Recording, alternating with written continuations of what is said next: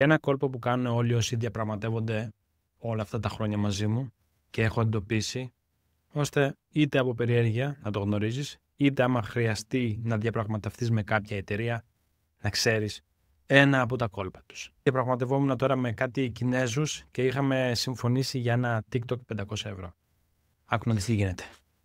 Διαπραγματεύομαι με κάποιον και θέλω να κλείσω μια συμφωνία στα 100 ευρώ. Παράδειγμα, συνήθως αυτό που θα κάνω είναι να του πω 150, γιατί ξέρω ότι θα διαπραγματευτούμε, θα μου πει και αυτός είναι πολλά και όλα αυτά, και θα πέσουμε στα 100. Αυτά που ήθελα δηλαδή αρχικά. Εδώ έχει πλάκα. Γιατί όταν του λέω 150, ενώ θέλω 100, και εκείνος δεν διαπραγματεύεται καθόλου και λέει ναι, αυτό είναι ένα κόλπο διαπραγμάτευσης ο άλλος να δεχτεί αμέσως την προσφορά σου, χωρίς να την μπαζαρέψει. Και δεν είναι τίποτα τρελό, απλά να περιμένεις, μιας και δέχτηκε αμέσως, θα σου πει να κάνεις περισσότερη δουλειά από εκείνη που είχατε συμφωνήσει εξ αρχής. Είναι ένας τύπος διαπραγμάτευσης, ο οποίος γίνεται σε δεύτερο χρόνο, λίγο πιο, δεν θα πω ύπουλα, λίγο πιο υπόγεια.